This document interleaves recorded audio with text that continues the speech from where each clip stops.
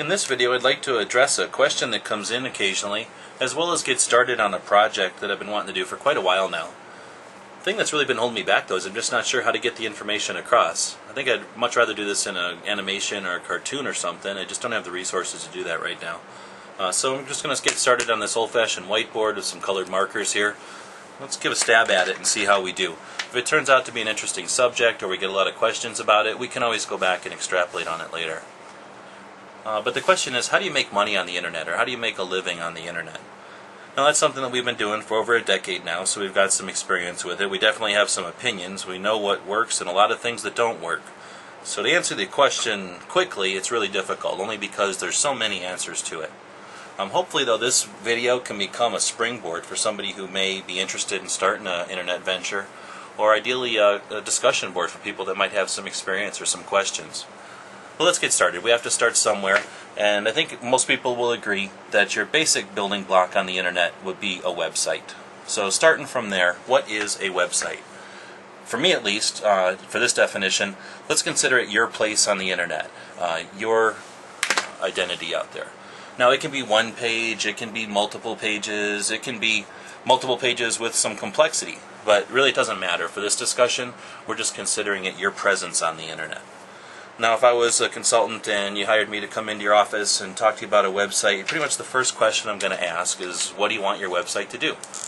And in my 10 years of doing this, I think I can pretty much say unanimously, everybody I've ever talked to wants their website to make them some money. And to various degrees. They definitely want the website to pay for itself, but pretty much everybody has the idea of having that website generate income. Now, it's an attainable goal, but nothing in life is easy. Nobody gives anything away, so if it was easy, then everybody'd be doing it, and money wouldn't be worth as much because we'd all be loaded. So that's not the only thing people want websites for, though. I'd say the next largest thing people are going to want websites for is to get that information out there, whether it's their political information, a club, or a group that they're a part of. For some reason they want to get a point of view out there. And honestly, these both have similar goals, or at least they're attained in a similar way. They have to have a large audience, they have to have an attractive, efficient, useful website to get that information out there effectively, either to make a decision or make a purchase. But there is another reason to get a website, at least the largest reason in my opinion, and that's going to be for that interactivity. And using the power of email and all the things that websites can do these days, having a business or, again, a group or an organization, even a family, that can get information out there and get information back from everybody in a timely manner, real efficient, and as more and more people are using smartphones and things, it's just much more efficient to run communications through a website or something. Now, for this discussion, though, I'm going to head more towards this side of the spectrum. When you get into your interactivity, depending on how intricate that's going to be or what level of technical expertise you need there, this can be pretty expensive. This stuff is basically just doing the elbow grease, doing the work. So now we know, what we're going to use that website for. The next thing we have to do is figure out how to get that website. Now, there's only 3 ingredients to this recipe, so it's not too tough to follow along. We only need the 3 ingredients, and that's your domain name, your website, and your server. The domain name is easy. That's your .com or your .net or whatever. Your website is that document, whether it's going to be a Word document or a calendar or a list or whatever it happens to be. And the last thing is your server or your host. And that's nothing more than a computer that's on 24 hours a day, 7 days a week, and it's connected to the internet. Now, your website, which is your documents, are going to live on that server. I guess I should use a different color. Are going to live on that server. Your domain name is going to be purchased through a registrar. That's just a fancy way of saying the company that sells .coms and .nets or whatever. They just have a couple of companies sell those so that 2 people don't know the same .com. That registrar is going to port or point your number over to this server, which is then going to deliver this. So someone types in such and such .com, it gets pointed through your registrar to your server goes to your account, gets your website, kicks it out. Now, there's obviously more levels of complexity to this, but for the most part, that's the 3 ingredients you need to get this website up and running. Once we know what a website is, what you're going to use it for, and the parts that you need to put it together, let's talk about what it's going to cost. So again, you've got your domain name or your .com, You've got your website itself, the pages, and this will be determined by how large it is or how complex it is. And then you've got your server, which is again that computer that's on 24 hours a day, 7 days a week. So your .com is going to run you, let's say, about $10 a year, or somewhere around that. Your website, depending on how you do it, if you do it yourself, you're looking at nothing. If you're going to pay somebody like me, now you're talking $100 or more. But you're only talking about that once. Now you're talking about your server, and because that's on 7 days a week, 24 hours a day, we're probably talking a monthly fee there, somewhere between 10 and 30, just to ballpark it. So you're not talking about a heck of a lot of money. In fact, you could bring this one down to zero, this pretty close to zero, and this to zero, and do it on the real cheap. You get what you pay for, and the more money you pay for your server, the more features you're going to get, the more dependability you're going to get, and the more attention you're going to get if you ever have questions. When you're talking about your website, again, you're going to get what you pay for. If you build it yourself, you're not going to get much support. However, there's not a very complicated thing going on here, so again, that's going to really vary depending on your reasons for building it and how much budget you have. And then lastly, your .com is really, you may have heard of one registrar being better than another, but for the most part, that's not a big issue. So you're not talking about a heck of a lot of money to start this thing up and then support it. Now, again, when we're talking about doing things for a living compared to making a couple of dollars, you're talking about a much larger server bill, and you're talking about a lot more domain names than just one. But for the basic package, or for the starter, we're talking very economical. Now that we've covered the basics, let's talk about how we can make some money on this website. Now there's more than one way to do it, of course. I'm going to mention 4 of them. One would be ads. We're all familiar with ads. Another is sales, and that's again pretty easy to follow. Next would be donations. And then last, don't forget about trade. When you've got a commodity and you don't need money, sometimes trade is just as good as having lots of money. So for our ads, you've got your third-party ads, like a Google, something like that, and then you've got your first-party ads, which basically means you go out and find the ads yourself. So with a third-party ad, basically what you've got is, ideally you've got your website here with some sort of audience. And you've got some guy over here who wants to sell his product, and he needs an audience. He needs somebody to sell that to. So he's going to go to a third-party broker like Google, or somebody like that, and then do the transaction that way. You give some room to Google, they fill the room for you, they take their cut, everybody's happy. Now you can also go directly to someone and say, hey, I've got a website, it has such and such statistics, how would you like to be involved with that? You make your deal done. Now you've got a banner or an ad running from that person directly. Now that's another way to go. Next you've got your direct sales. Now that's going to be a couple of different ways. You can go to something like an Amazon and do what I call third-party sales. So again, you've got your website with your audience, you've got your person over here, your manufacturer, your distributor selling something. You get your third-party broker in there like Amazon, who finds that person who's got something to sell, finds you who's out there trying to sell stuff for people, and you make your connection. But you've also got your first-party stuff here. If you've got a good connection in town to cheap product, or heck, even something like shirts on the internet. You could do something like Cafe Press and get shirts made. So you've got your options as far as selling things directly, and a lot of times this can be your best bet, especially when you've got a small dedicated audience. Giving them something that makes you a pretty decent percentage. For example, you buy a t-shirt for $5, you sell it for $10. You're making a pretty good penny. You're not ripping off your viewers, and everybody's happy. The website is supported. When we're talking about the numbers again, we're only talking a couple $100, and your website's technically paid for. Everything on top of that is gravy, unless you've got a lot of other costs happening.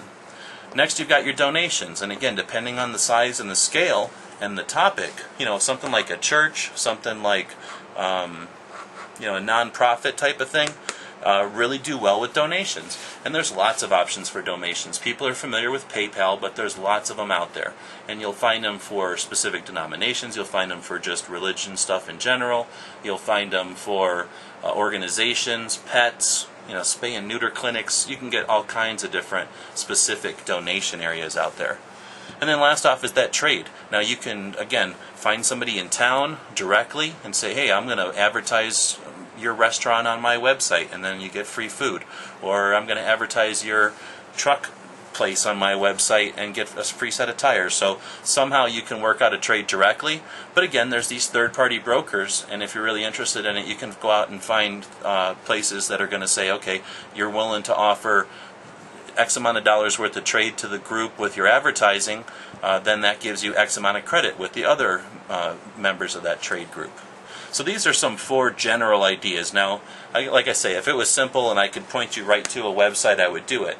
But all of these are going to really factor in on, 1, your salesmanship, and 2, your ability to make a website that draws traffic. So I think the next thing let's talk about is how to make a website efficient so that it can be the best product you can make to attract people to these revenue sources. So, how do we make a website efficient and attractive? I'm going to write 2 things. I'm going to write 1 word here. I'm not a big fan of blogs, but I do recommend them. They work awesome. So I mentioned that I'm not the biggest fan of blogs, and that's mostly because I've spent too much of my life learning how to build things from scratch. But what a blog's going to give you is 2 sides. So you're going to have your public side and your admin side, or your private side. And it's going to give that to you for free, for $0, or for very inexpensive, even if you put it on your own server and stuff. So on the admin side, you're going to have your own way to log in with your own privacy and a password and all that. And then you're going to have a way to get information out to the public. You're also going to have a way to get information from the public. So what a blog is going to end up doing for you is giving you an interactive website at very low cost. Obviously I'm skipping a lot here, but again, I'm not trying to make this a tutorial. It's supposed to be an overview. So let's suggest that you're going to use a blog as your basic website. But now, what is a blog? Let's start talking about some basic definition. And I'll apologize up front if I go too basic for some people, but just so we all have an idea of what we're talking about here. You've got your website, which, as we mentioned before, at least for this discussion, exists. It doesn't do much else. It's your placeholder, it's your existence on the internet, but doesn't do a heck of a lot of work, at least for this discussion. Next, we're going to talk about a forum, sometimes called a message board. Now, these are going to have lots and lots of members who all are going to log on, and they're going to all participate actively in discussions. And those discussions, you may have a discussion about, is red better than blue? You may have a discussion about, is left-handed better than right-handed? You may have a discussion about, is Fords better than Chevys, and so on and so on. And then the various members can chime in to the discussions as they feel like it. And it's not a very fast communication necessarily. However, a lot of information can get expressed through a forum. And they're sort of like the comments that we see at the bottom of the videos here on YouTube. The next thing you could have would be your next format is going to be a chat. And again, some of these terms are going to be defined differently depending on who you talk to and what era of the internet you're talking about. But a chat is, again, where multiple users are going to log on simultaneously. However, unlike a forum, where this guy could log on at 7 p.m. and talk in a discussion that this guy started at 3 a.m., and that's no problem on a forum or a message board. In fact, that's pretty normal. On a chat room, however, if this guy's here at 3 a.m. and he's talking in the chat room, only people that are there at 3 a.m. are going to be active participants in that chat. So that's a more real-time type of situation. And anybody who's familiar with AOL or back in the day, chats were very big on the internet for a while. I think they've sort of become overcome by forums because of the time factor. Everyone had to be sitting there together in a chat room, where in a forum or in a message board, people can chime in once a day or once every couple of days or twice a day. Next up, we're going to do blog. And these are all terms you may or may not be more or less familiar with. Blog is sort of a diary online, And of course, its definition has grown over time, but really that's what it started as: web log, and then they just took out the WE part of it and left blog. So your blog is basically an online diary. You're going to usually have one or very few authors that are going to give sequential information on a timely basis. In other words, just like you would write into a diary, today this happened, tomorrow you would write today this happened, and so on, and eventually you're going to have an archive of things that have happened. Coming from a blog, you've got your Twitter, which is the first thing that we're talking about, which is a specific item. When we talk about a website, we're talking about so many things that ain't funny. That's a very general term. When we talk about a forum or a message board, we're not talking about any specific website. We're not talking about any specific functionality behind the website. There are many, many thousands, hundreds of thousands of forums out there, and there must be thousands of software packages or platforms that can run a forum, and there's lots of different forums out there. As far as chat rooms, again, you're going to have lots of different people saying what a chat is. Then you've got your blog, which is, like I say, it's an evolving term as well. Twitter, you get to an actual brand name or a trade name. Twitter.com is a place. The act of twitting is using Twitter.com. So it's sort of a separate thing, and it's really nothing more than a blog mixed with a forum, sorta. Because there's some interactivity with all of these, their definitions are going to step on each other's toes. But for the most part, when you hear somebody say, "I'm going to tweet," that just means they're going to write a very short blog entry that's going to continually archive, and other people that might be interested could go read it. Honestly, you can tell I don't do a heck of a lot with the Twitter. I'm just aware of it. Next up is your Facebook, MySpace. And again, we're talking about a proprietary page. Facebook.com, MySpace.com, LinkedIn.com are all this type of thing. And it's a social network. It's a place where people that are logged in can communicate in your forum type of environment, but they can also interact with a little more real time. They can also leave messages for each other. So it's, again, stepping on the toes of some of these other things, and it's created its own thing. I'm sure that didn't explain it well. Facebook is sort of added functionality to these. The internet started with a few pages out there. Those pages became websites. Eventually, websites had the functionality to have chat rooms. Eventually, forums, which are close to chat rooms.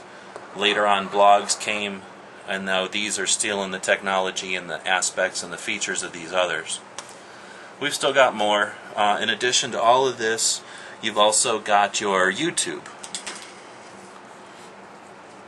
And that added the video to the mix.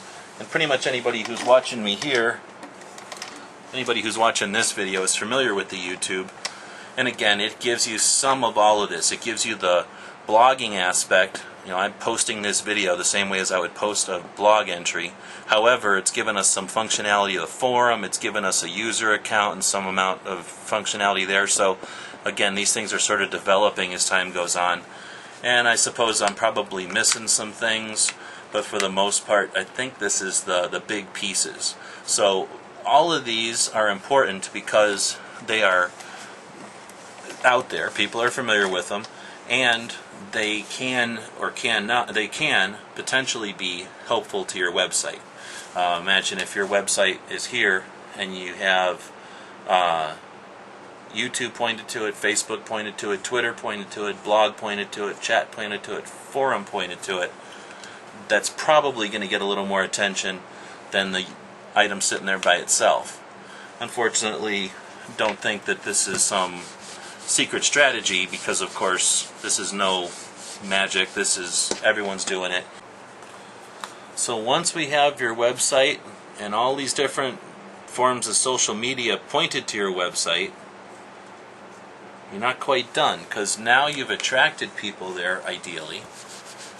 The one thing that's important over all else, I think most people will agree, content. If you don't have something on your website that's worth seeing, then people are going to see it once and never come back. If you have something on your website that's sticky, that's a great internet word, something that makes people want to come back, you're golden. So you don't want, it's not smart to make a website about cats if you've never owned a cat in your life. It's not practical to make a website about pickup trucks if you live somewhere where they don't have pickup trucks. So go with your strengths on that. Unfortunately, if your strengths are underwater basket weaving and there's just nobody out there in the world that cares about underwater basket weaving, you're just, you might be barking up the wrong tree. But that's really the overall goal.